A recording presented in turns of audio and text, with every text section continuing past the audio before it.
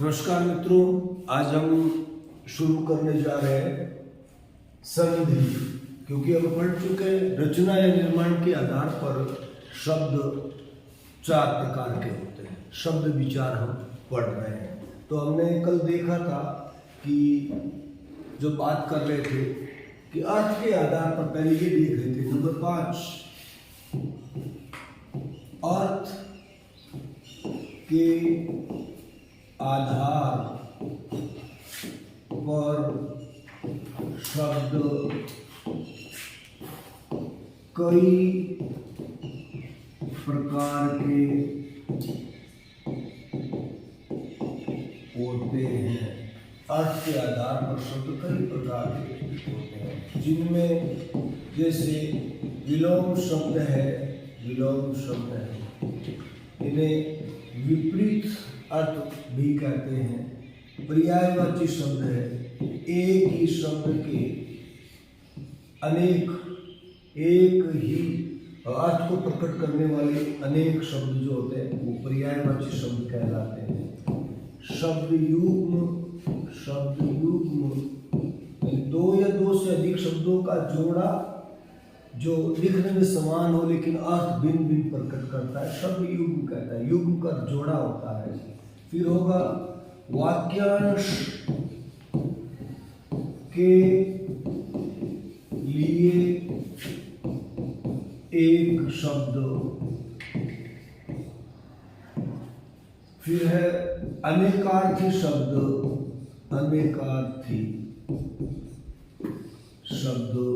इस तरह से अर्थ के आधार पर शब्द कई प्रकार के होते हैं। एंड लास्ट जो है वो है व्यवहार के आधार पर शब्द भी कई प्रकार के होते हैं। जैसे संज्ञा, सर्वनाम, विशेषण, कर्ता, कर्म, क्रिया, लिंग, वचन,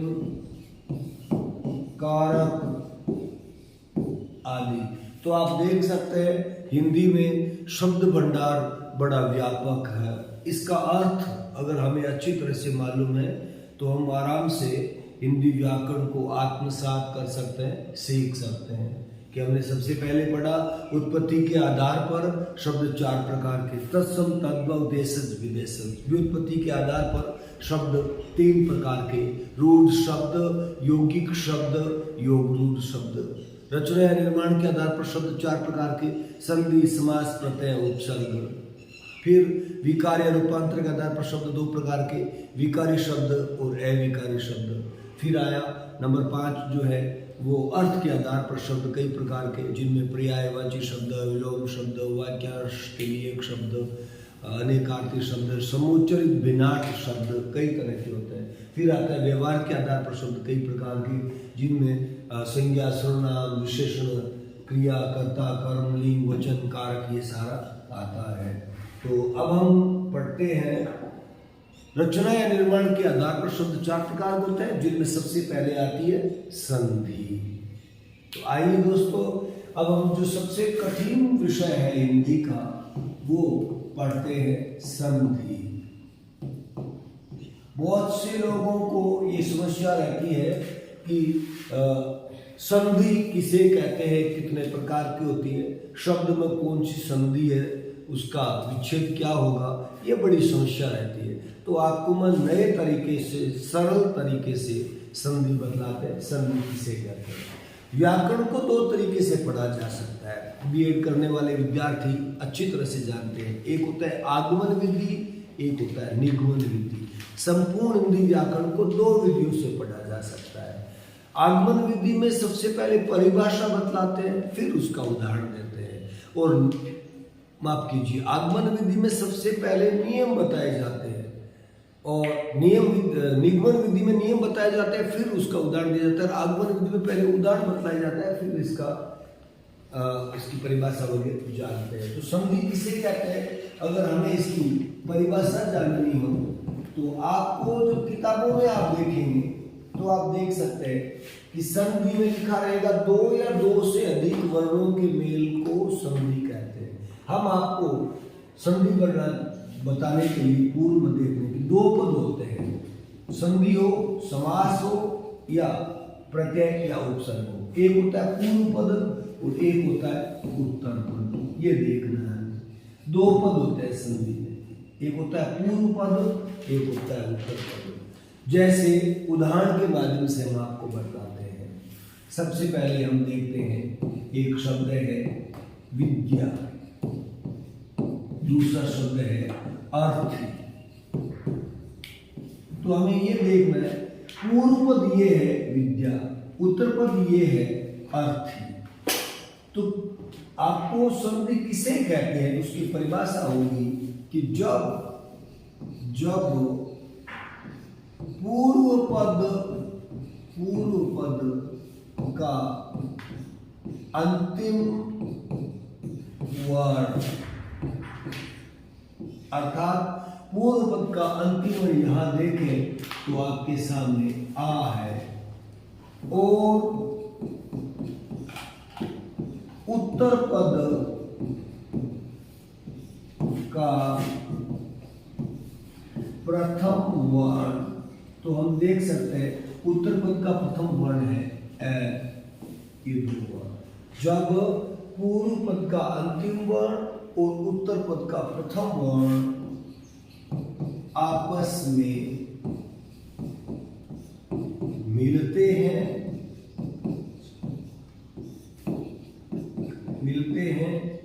तत्पश्चात, मतलब मिलने के तुरंत बाद, अभी पूरी संधि नहीं हुई, मिलते उसे संधि नहीं कहते, आपस में मिलते हैं। तत्पश्चात एक विकार या रूपांतर उपस्थित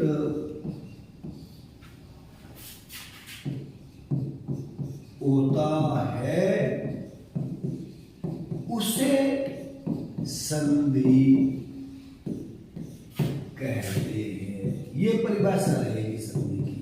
अब चाहे तो आप इसको यूं कह दो कि 2 या 2 से अधिक वर्णों के मेल को संधि कहते हैं जिनमें विकार अत्यावश्यक है। अगर यही बात हम मान लो दूसरे में करें तो हम यूं कह सकते हैं कि संधि किसे कहते हैं, तो आप लिख सकते हो 2 या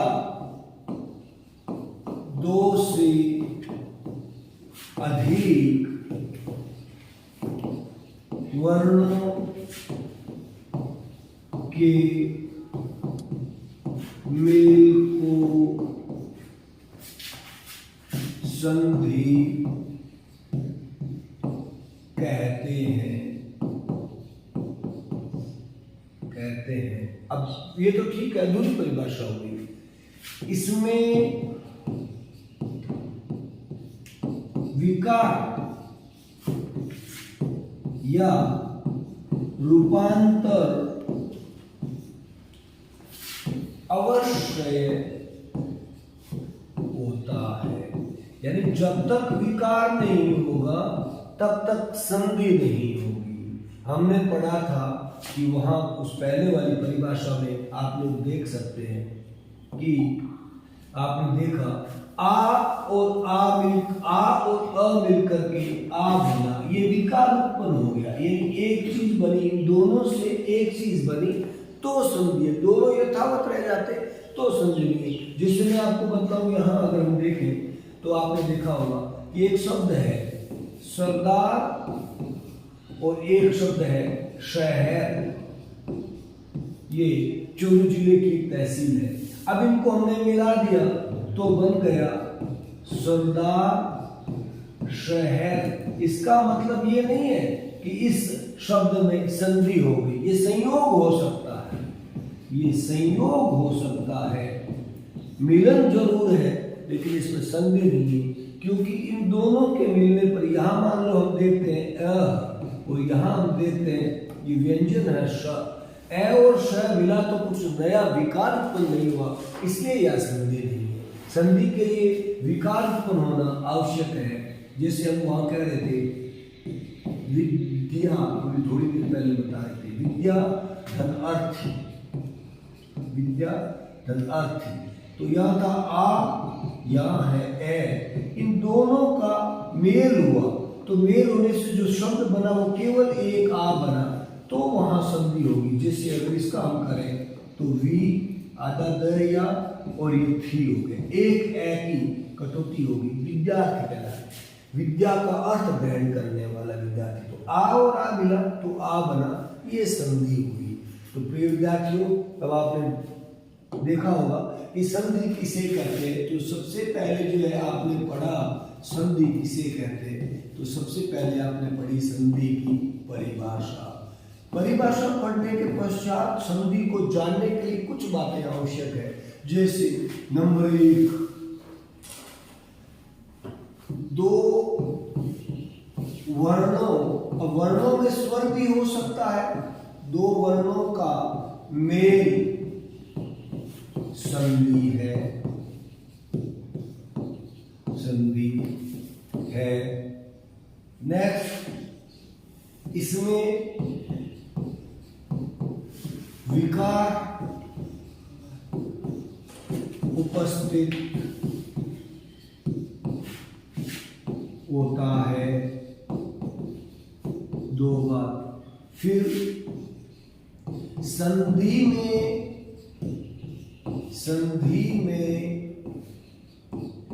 दो पदों के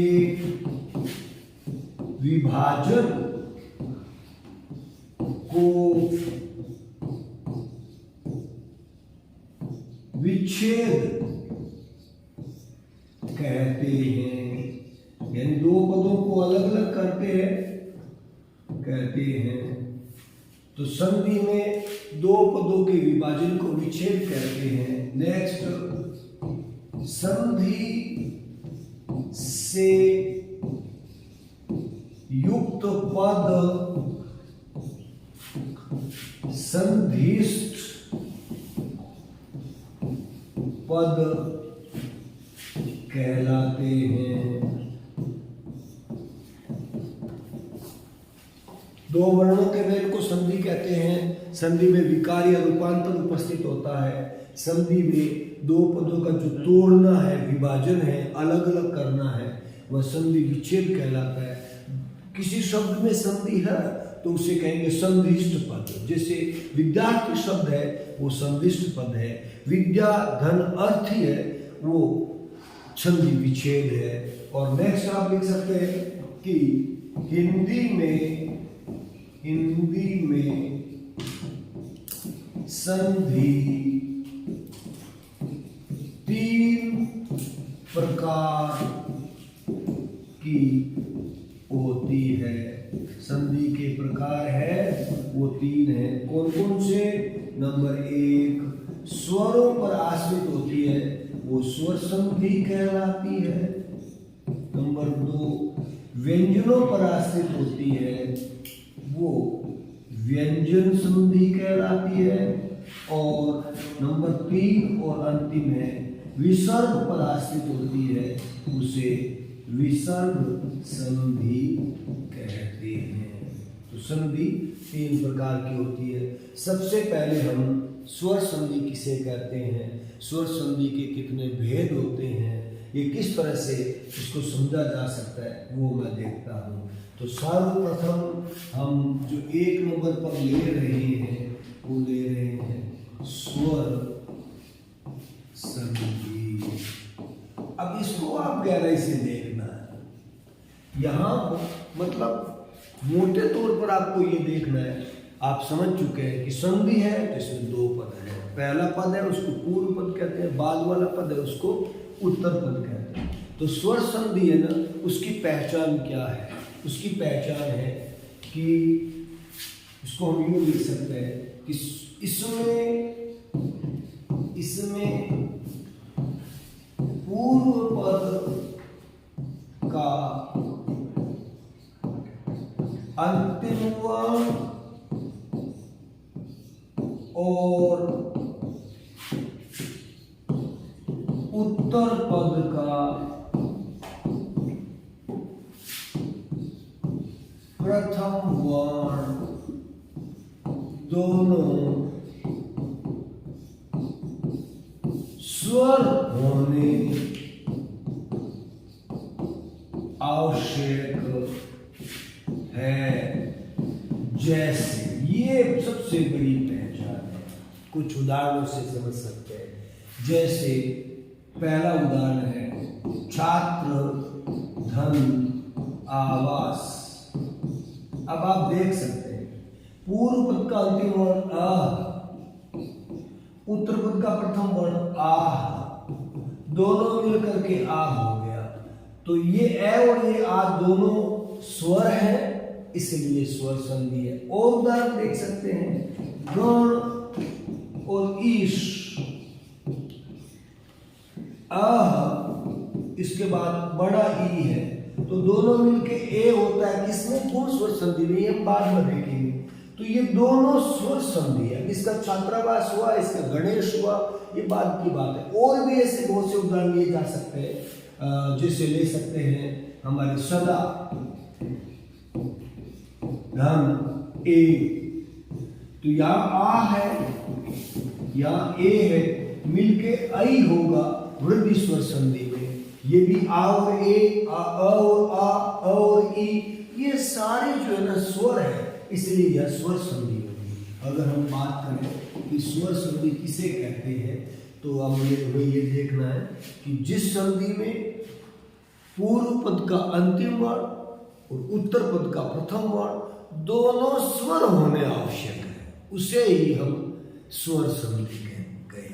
अगर दोनों में पूर्व पद का अंतिम वर्ण और उत्तर पद का प्रथम वर्ण दोनों स्वर नहीं है, कोई एक व्यंजन है या दोनों ही व्यंजन है, तो उसे स्वर संधि नहीं कह सकते, व्यंजन संधि जरूर कह सकते हैं। पहली शर्त है समझने की कि स्वर संधि किसे कहते हैं। और भी उदाहरण लिए जा सकते हैं इसमें, जैसे ये है, और भी उदाहरण जैसे सूर्य, धन, उदय। तो हम ये देख सकते हैं कि पूर्व पद का अंतिम वर्ण आ, उत्तर पद का प्रथम वर्ण उ है, मिलके ओ होता है गुण स्वर संधि में। यहाँ भी स्वर संधि है। और भी ले सकते हैं महा, धन, ऋषि। तो हम ये देख सकते हैं कि पूर्व पद का अंतिम वर्ण उसमें आ है, उत्तर पद का प्रथम वर्ण उसमें री है। आ के बाद री हो तो मिलके अर बनता है, ये भी गुण स्वर संधि में। लेकिन ये सारे जो उदाहरण है, और भी उदाहरण आप इनके ले सकते हैं, जिससे आप ले सकते हैं ने, धन, अन। तो आप देख सकते हैं कि ए के बाद यदि ए है तो मिलके अय बनता है, तो ये अयादि स्वर संधि में। तो या भी ए है या भी अ, यहाँ स्वर संधि कह सकते हैं। अब स्वर संधि के 5 भेद है, उनको गहराई से समझते हैं।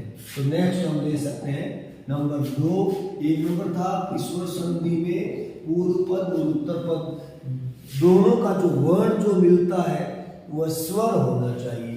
दूसरा ले सकते हैं स्वर संधि के